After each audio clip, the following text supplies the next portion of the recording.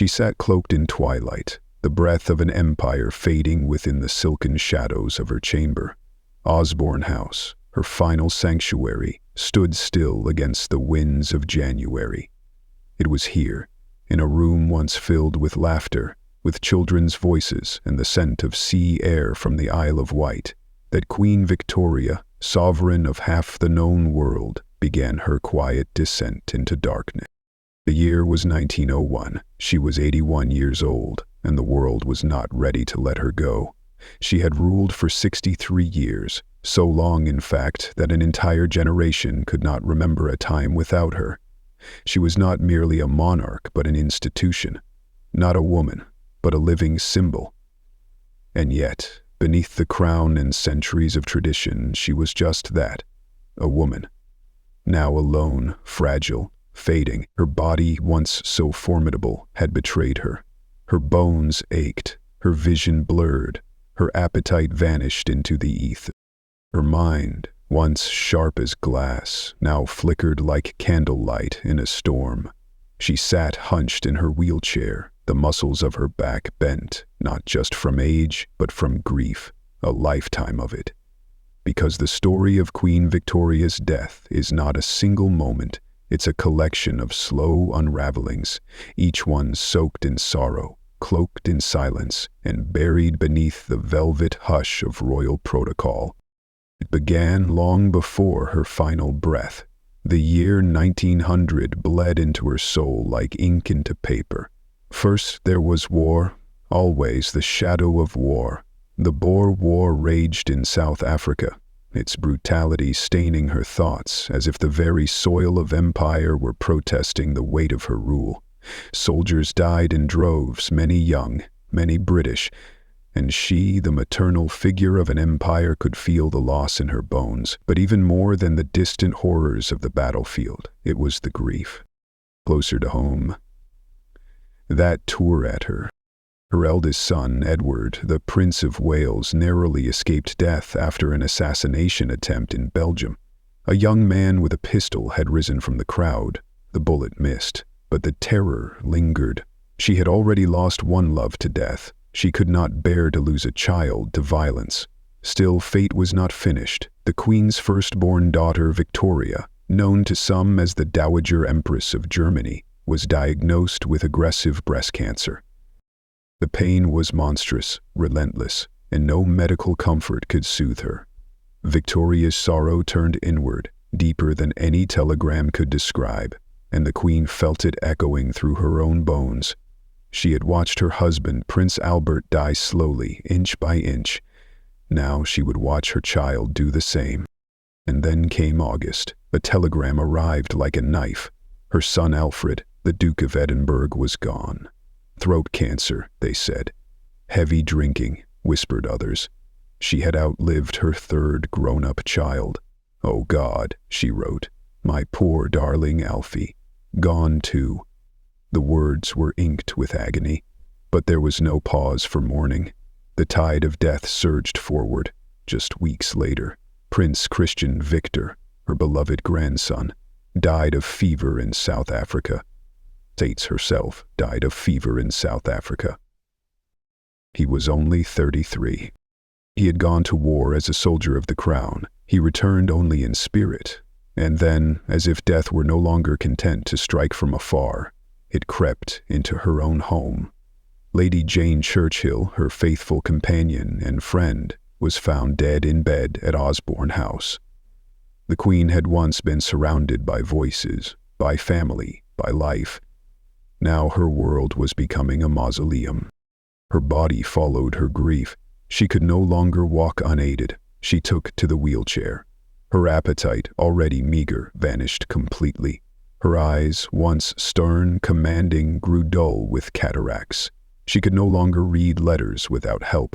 Her mind, that brilliant mind that once outwitted prime ministers and governed a global empire, began to slip. She would forget things, people, sometimes even names, but she remembered her sorrow.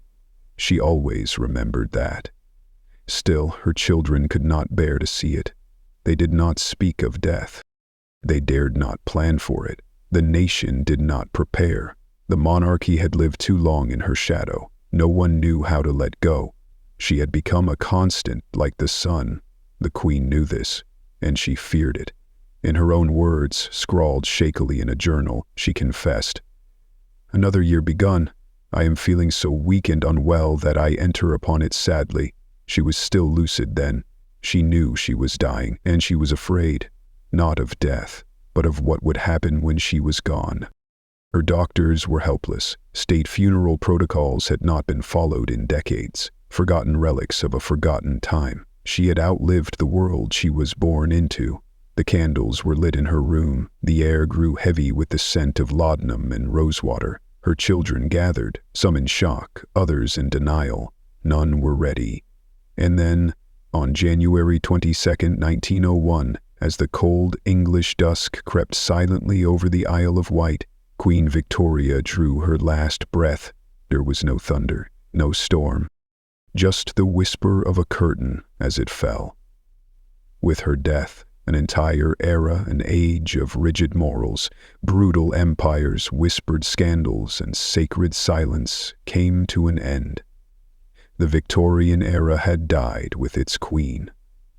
But something far stranger happened in the silence that followed. The world looked around and realized it had no idea what came next, because history, like grief, rarely prepares us for what we lose. And when the woman who ruled the known world faded into the shadows of her own room, she left behind more than mourning. She left behind a void so vast it swallowed certainty itself.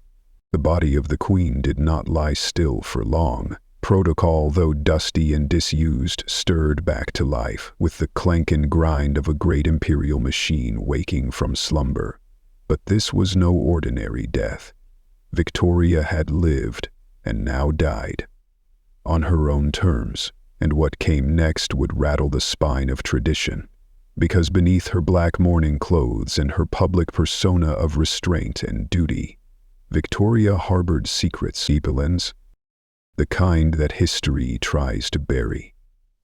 As her doctors prepared her for burial, they discovered that the queen had made peculiar instructions for what was to be placed inside her coffin.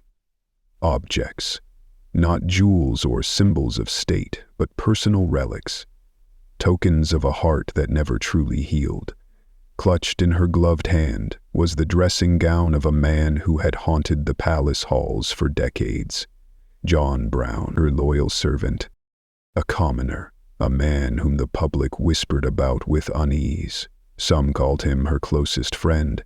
Others believed he was something more. The court loathed him, her family resented him. But Victoria trusted him completely, and though he had died many years earlier, she had never let him go. When she passed, she demanded his picture be placed in her coffin. His lock of hair, his mother's wedding ring, and on her finger, not the signet ring of a queen, but his. A plain gold ring, slipped on in private decades earlier, never mentioned publicly. A ring some believe sealed a secret union, one the crown could never acknowledge. But there it lay, hidden beneath velvet and royal lace, clasped close to the empress's flesh as she crossed into the unknown. She had ruled an empire, but she died as a woman still bound by forbidden love. The royal undertakers dressed her in white, the color of her wedding day, not mourning black. The irony was stark. A woman who had worn black every day since Prince Albert's death now dressed as a bride in her coffin. But perhaps she saw herself not departing, but returning, to Albert, to John Brown, to those she had lost and never ceased to mourn. Her tiny body, shrunken with age and illness, was laid in a coffin lined with mementos not of royalty, but of longing. A handkerchief from her favorite servant Abdul Karim was tucked beneath the pillow, despite her family's outrage. The Munshi, as he was known, had scandalized the court with his sudden rise, a young Indian Muslim at the center of Britain's Christian empire. They had tried to erase him from her life. They burned his letters. They banished him from the palace after her death. But they could not strip the queen of her final will. In the shadows of her coffin, Abdul Karim remained. Because Victoria, in her last silent act, was telling the world something they had never understood. Behind the throne, behind the pomp, behind the statues and the speeches and the pageantry, she had been a woman aching for connection. Her empire spanned continents, but her heart was always with the few who truly saw her. The funeral was a spectacle draped in imperial pride, but it was also chaos. No one alive had buried a monarch of her magnitude. The protocols had faded into myth.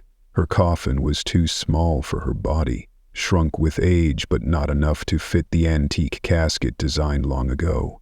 Embarrassed attendants had to force her in and fasten the lid with brute strength. In public, the crowd stood silent. In private, confusion reigned. Her children fought over the details. The press struggled to find the language. How do you mourn someone who had become history itself? Her procession passed through London like a phantom of an empire now past its peak. Soldiers wept. Commoners stood with gloved hands clasped, but few understood what truly lay in that coffin. It wasn't just a queen. It was the ghost of an age, the end of certainty, of hierarchy, of the illusion of control. Because what followed Victoria's death was not the peaceful transition of power, but a slow cultural rupture. Edward VII took the throne, but he had never been groomed for it. His mother had refused to cede power, and so the son inherited not just a crown, but a burden. The 20th century dawned not with optimism, but with the scent of decay. The British Empire, though vast, had begun to rot from within. Victoria's passing didn't mark the end of her reign. It marked the beginning of the unraveling. Within years, the very world she helped build would ignite into global war. Empires would fall, monarchies would burn. The old world, so delicately preserved during her lifetime, would crumble into dust. But the strangest twist lay not in her burial, nor in the upheaval that followed, but in the silence. For decades, the most personal truths of her life were sealed away, locked in royal archives, sanitized from public view. Her journals were edited by her daughter, Princess Beatrice, who took it upon herself to destroy the parts deemed too emotional, too intimate, too foreign. The Queen of England, Empress of India, had her humanity edited out, line by line, in a brutal act of historical censorship. And so the public never saw the full woman. They saw only the monument, the statue, the myth. But whispers survived. Stories passed in hushed tones of her fascination with death, her seances, her dreams of Albert, whom she claimed to see in her room, her growing obsession with the afterlife. They say she once had a death mask made of his face. They say she had his clothes laid out each morning as if he would return. They say she spoke to his ghost, sometimes in public, to the horror of her advisors. They say she kept the room exactly as it was the day he died, for 40 years. Imagine that kind of grief. Imagine ruling over the largest empire the world has ever known while still setting out your WWD husband's slippers each night. Victoria did not reign from strength. She reigned from sorrow, and perhaps that's why her empire endured so long, because she buried her pain so deeply that the world mistook it for power. But now she was gone, and with her the veil lifted. The monarchy would never again wield such absolute control over the imagination of its people. Victoria had been both a mother and a mystery, and in her death she became something rarer still, a warning that even the most powerful are prisoners of their own hearts, that beneath the symbols and the gold in the silence lies something deeply human and deeply tragic, a reminder that history, when stripped of its illusions, is not a story of greatness. It is a story of loss. But the story didn't end with her burial, because Queen Victoria's death wasn't just the passing of a monarch. It was the quiet implosion of an entire worldview. Her children, each scarred by her long shadow, carried that weight into the new century like cursed relics passed down from a dying god. And what unfolded in the years after her death was not a golden age, but something darker, more fragmented, more human. Edward VII, now king, was unprepared for the role he'd waited a lifetime to inherit. For decades he had been pushed aside, mocked by his mother, stifled by her grief, and left to wander the glittering salons of Europe with women, wine, and whispered resentment. Now, with the crown on his head and the world watching, he stepped into a broken inheritance. The empire was fraying, alliances were brittle, the air smelled faintly of revolution, and beneath it all, the ghosts of his mother's reign lingered, silent, heavy, and watching. Victoria had micromanaged her dynasty like a general obsessed with order. She had married off her children like chess pieces, scattering them across Europe to forge alliances, build bridges, and solidify power. But in her absence, those same unions became traps. Her eldest daughter, the cancer-stricken Vicky, would live just a few more months after her mother, dying in agony, alone in Germany. For most of her life, her intimacy had been broken into tiny. As the continent edged closer to collapse, her descendants included none other than Kaiser Wilhelm II, whose pride and paranoia would help ignite the First World War. Imagine that. The woman who once symbolized peace and stability, now linked by blood to the war that would destroy everything she built. Her legacy turned inside out, weaponized by history itself. And then there was the question of identity. Victoria had been the grandmother of Europe, a title both affectionate and ominous. Her descendants ruled Russia, Germany, Spain, Greece, Romania, and beyond. But the 20th century did not favor monarchies. It favored chaos, revolution, industrialized death, and one by one her children's empires would fall like dominoes into the ash. The Romanovs, her cousins in Russia, would be murdered in a basement, children included. The Hohenzollerns of Germany would be swept away in defeat. Even her own dynasty in Britain would change its name from the Germanic Saxe-Coburg and Gotha to the more English-sounding Windsor. A quiet erasure of everything she had spent her life cultivating. The blood of Victoria flowed through kings, queens, and emperors, but none could escape the tidal wave that followed her death. Her alliances had become liabilities. Her family tree, once a symbol of power, now looked like a haunted forest of failed dreams. And while the world was burning, those closest to her fought over the scraps of her memory. Her journals, her letters, her legacy were all sanitized, rewritten, and redacted. Princess Beatrice, her youngest and most devoted daughter, took on the task with almost religious devotion. She burned thousands of pages, rewrote entire entries, removed references to John Brown, to Abdul Karim, to grief and anger and longing. She created a version of the Queen that was safe, clean, respectable, a porcelain version of history. But porcelain cracks, and behind those cracks the real Victoria still lurked, not as a monarch, but as a mirror, because what she truly left behind was not an empire. It was a question: how much pain can a single life contain before it starts shaping the world around it?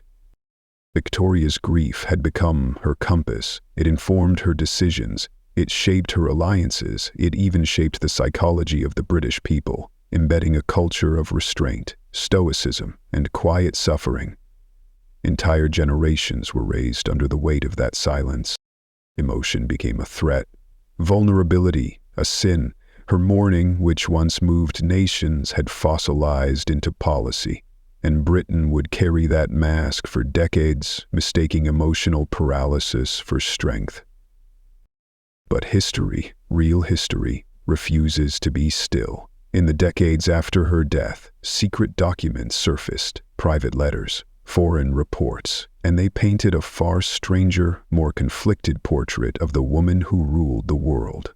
Victoria, it turned out, had fears, nightmares. She believed in omens, consulted mediums. Once, during a visit to Scotland, she claimed to see the ghost of a young boy following her through the mist. She wrote of death as if it were a lover, and though she projected imperial certainty, she privately questioned everything: her choices, her power, even her faith. In one letter written late at night, she confessed, "I feel the hand of fate pressing down, not cruelly but coldly, as if to remind me I am only passing through." This was not the language of a ruler. This was the language of a soul unraveling in slow motion. And perhaps that's what makes her story so disturbingly universal, because behind the grandeur and the medals and the marble statues was something we all recognize: the ache of loss, the hunger for connection, the fear that even our greatest efforts will fade into silence. Victoria built an empire, yes, but she also built walls around her heart, around her legacy, around the truth. And those walls didn't protect her. They isolated her, left her confined in her own palace, surrounded by courtiers who feared her, and children who didn't know how to love her. She became a ghost before she died, a woman trapped inside a myth of her own making. Even now, more than a century later, her story resists closure.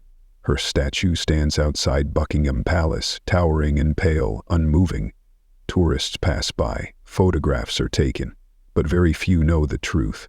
Very few realize that beneath that stony gaze lies a lifetime of hidden tears, that the queen who defined an age also quietly defied it, loving whom she wasn't supposed to, mourning in ways that unsettled the court, and dying with secrets that would only be whispered after her burial. Her death wasn't the end of an era. It was a door opening into the dark, chaotic future we now live in. The world she left behind wasn't prepared.